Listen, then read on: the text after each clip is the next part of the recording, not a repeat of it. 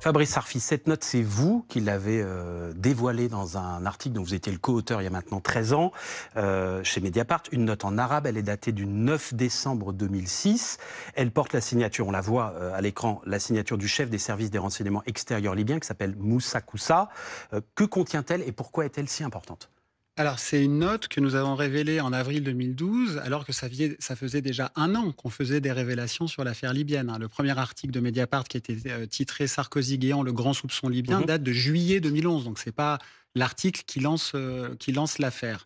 Elle est importante, cette note, parce qu'elle est conforme à une décision du régime Kadhafi de financer la campagne présidentielle à venir de Nicolas Sarkozy à concurrence de 50 millions d'euros. Ça ne veut pas dire que 50 millions d'euros ont été versés, mais j'y reviens, parce que de l'argent a effectivement été versé, comme l'a reconnu le tribunal de Paris, pour financer la campagne. Mais il n'est pas arrivé sur les comptes de campagne de Nicolas Sarkozy. Attendez, je vais préciser tout ça. Mais c'est la note qui surtout révèle un élément fondamental, à savoir une rencontre secrète à Tripoli entre Brice Hortefeux, ministre délégué de Nicolas Sarkozy quand il était ministre des collectivités territoriales françaises, avec un terroriste condamné par la justice française, un homme qui a été à l'origine d'un attentat qui a fait 170 morts. Abdallah Senoussi.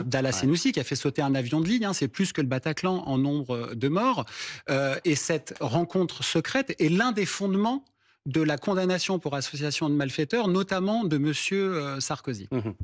Nicolas Sarkozy dit que cette note est un faux.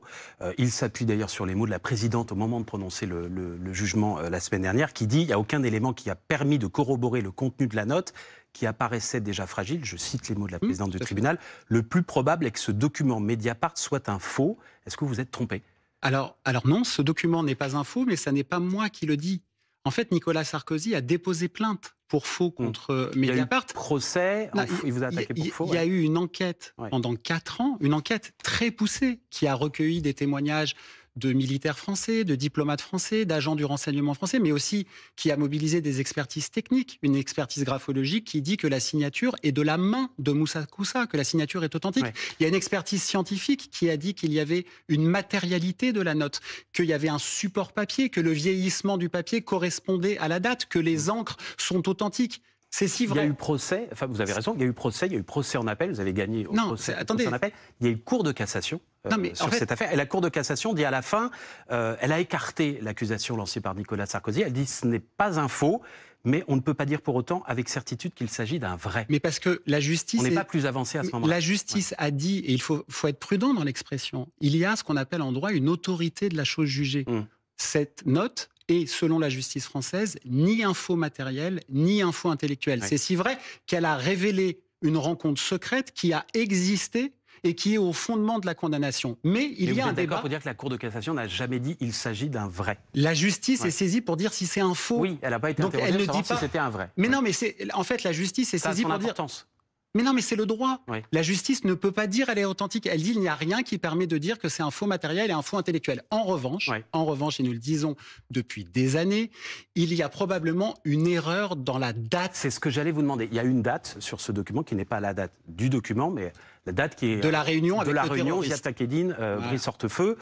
Il est inscrit qu'elle aurait eu lieu le 6 octobre 2006. Ce jour-là, Brice Hortefeux était non pas à Tripoli, mais à Clermont-Ferrand, ce qui n'a pas grand-chose à voir. Comment expliquer une erreur de date comme ça sur un document aussi important ? Alors, d'abord, la justice a dit que la probabilité de la réunion à cette date-là n'est pas établie, mais n'est pas impossible.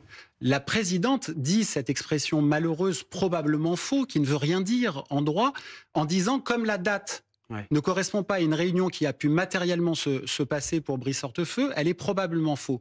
Ce que nous disons depuis des années, c'est qu'il y a très souvent dans les documents administratifs libyens des erreurs de date. Pourquoi ? Et c'est important de l'expliquer. Parce qu'il y avait plusieurs calendriers en cours. Mouammar Kadhafi, quand il est arrivé au pouvoir en 69, c'est un fou de la Révolution française. Et il a imposé un calendrier révolutionnaire, une sorte de thermidor libyen, qui a d'ailleurs changé plusieurs fois, qui rendait folle son administration quand il s'agissait de convertir en calendrier chrétien les événements du calendrier révolutionnaire kadhafiste. Dans les dates, donc c'est très fréquent qu'il y ait des erreurs de date dans des documents libyens. Mais c'est pas parce qu'il y a une erreur de date que ça en fait un faux. A fortiori pour une réunion qui a vraiment existé.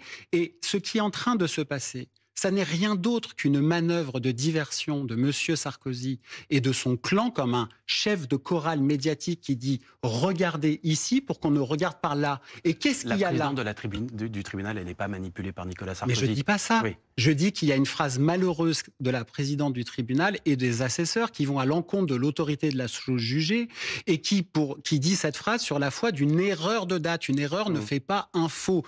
Ce qu'on essaye de cacher avec cet écran de fumée, comme si, quand même, Mediapart était l'accusé de cette affaire. Vous n'êtes pas accusé, Fabrice Rabelais. Je vous pose des questions qu'on se pose sans doute parce qu'on les voit passer partout. Mais je ne parle pas de vous. J'en ai plein d'autres à vous poser, Je ne parle pas de vous. Oui, allez-y. Bon, cette note, vous la publiez, vous, à Mediapart, le samedi 28 avril 2012. Ce n'est pas une date anodine, on est pile poil entre les deux tours de l'élection présidentielle. Nicolas Sarkozy est candidat, il est finaliste, il va affronter François Hollande quelques jours après. Pourquoi à ce moment-là ? Alors, depuis combien de temps vous l'aviez, cette note ? Comme je vous l'ai expliqué, notre premier article date de juillet 2011 sur l'affaire libyenne. Est-ce qu'on est en campagne électorale à ce moment-là ?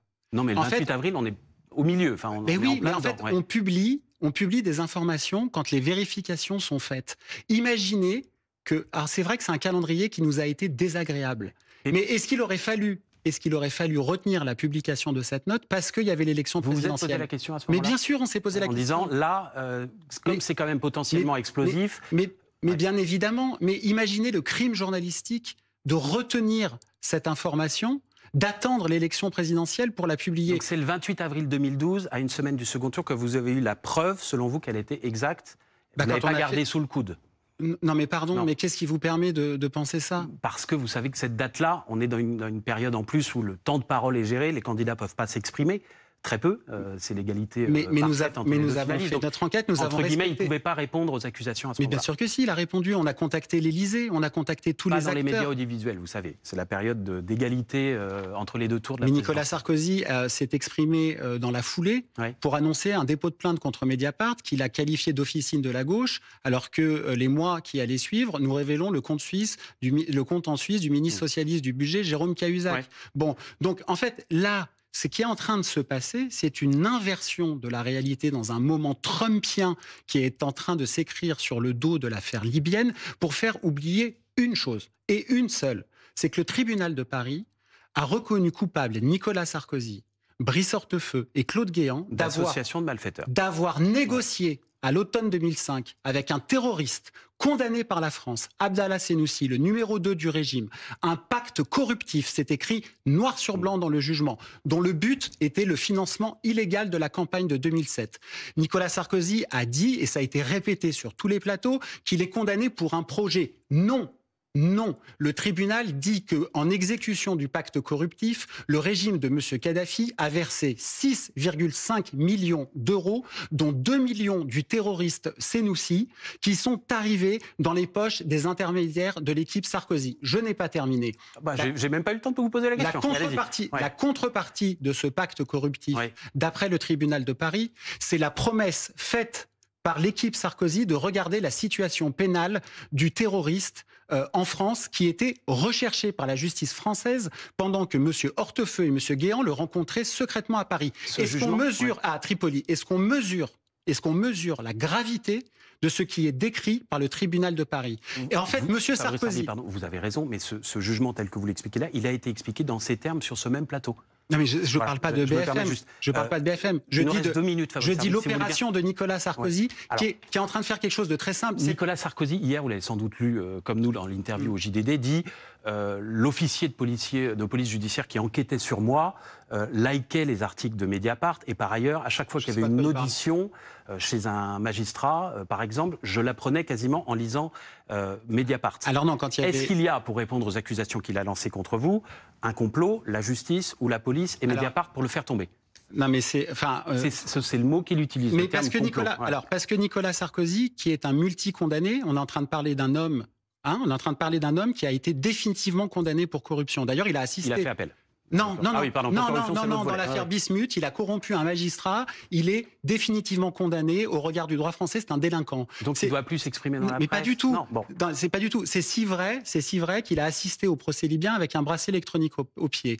Il a été condamné en première instance et en appel pour le financement illégal de sa campagne en 2012. C'est l'affaire Big Malion, où on a découvert d'ailleurs qu'une campagne présidentielle, ça pouvait coûter 46 millions au lieu des 20 millions Et là, dans autorisés. l'affaire Libyen, il est présumé innocent puisqu'il a fait appel. Bien sûr, Ouais. mais il vient d'être condamné pour association de malfaiteurs. Ce qui est en train de se passer, et le chef de chorale médiatique, qui est Nicolas Sarkozy, il est en train de faire quelque chose de très grave. Et toute la cohorte de ses soutiens avec, c'est attaquer en démocratie 2 piliers de notre République. 1, la justice indépendante. 2, la presse libre.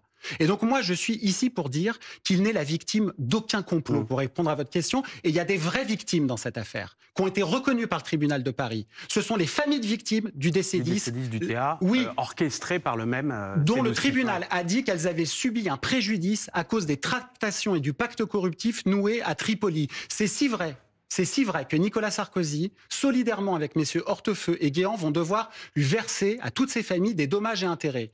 Est-ce qu'on mesure la gravité? Est-ce qu'on imagine que 6 ans après les attentats de 2015 à Paris, des hommes du ministère de l'Intérieur, sous l'autorité du ministre, vont aller négocier avec un djihadiste en chef en Syrie le financement de la future campagne électorale avec Daesh, par Daesh, et qu'en retour, on va promettre de regarder la situation pénale du djihadiste et que des fonds vont être effectivement versés? Est-ce qu'on va faire le débat pour se demander si la justice n'est pas quand même un peu militante contre les djihadistes? Sérieusement, on en est là dans le débat public en France? Merci beaucoup. Merci à vous. Arfi d'être venu défendre ce point de vue ce soir sur ce Les plateau. faits. Vous avez Je rappelé défends les quelques faits, faits. j'en ai rappelé d'autres. Je défends les faits. Aussi, j'essaye aussi, je vous assure. J'essaye aussi. Merci beaucoup. Merci. Fabrice Arfi, Mediapart, d'être venu ce soir sur le plateau de 60 minutes.